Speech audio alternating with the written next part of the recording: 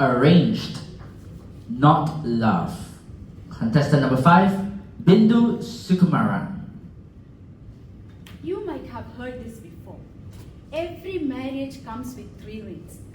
First, engagement ring, second, wedding ring, and third, suffering. It seems rather strange to think that marriage comes with suffering.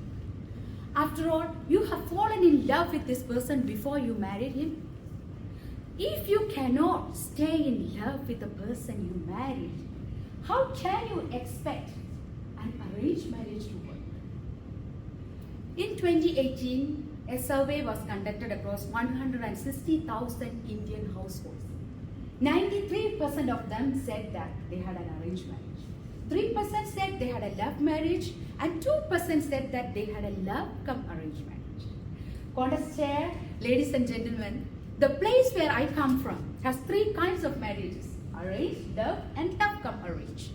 I went and asked ChatGPT, what is the percentage of divorce rate among these 2 or 3 different categories? So the results surprised me.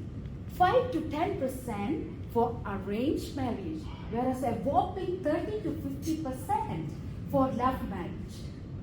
Now I know that the concept of arranged marriage is rather strange or alien to Singaporeans.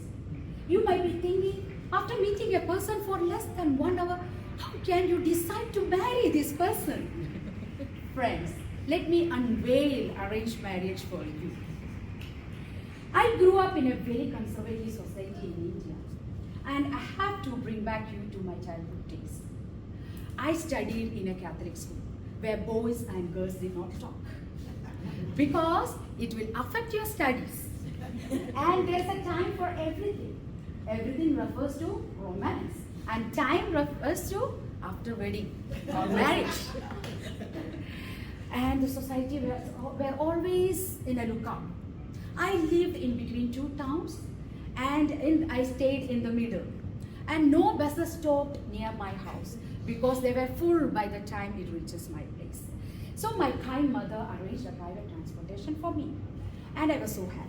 One day when I came back home, my mother called me and said, Bindu, I decided to stop the transportation for you. Mom, why? You know that Shraddha Auntie? She told me that, it's not so nice for a young lady like you to be chauffeured around by a young man. Mom, I stared at her in disbelief. That is the level of control the society has on you. And if any of you have been in any kind of procurement process, you know how arranged marriage works. We have a requirement specification with age, height, education, caste, religion, right? Then we publish the requirement specification to friends, family, and matchmakers, right? Then proposal starts coming in, and proposals will be tied in against the requirement specification one, and then when the stars are aligned, the guy comes to see the lady. Right? And sometimes with his family, sometimes with his extended family. And the girl will be standing there and will be scrutinized for the height, weight, color, home, whatnot. Arranged marriages generally works like this, right? But I had a small power called veto power. So I rejected the first proposal, I rejected the second proposal, third proposal, and fourth proposal. Then my parents thought, no, this is not going to work for her. Then they registered my name in a matrimonial. Did anything change after that? No. Fifth one was just rejected, sixth one was rejected. One day my uncle called me aside and said, girl, you have to think about getting married soon.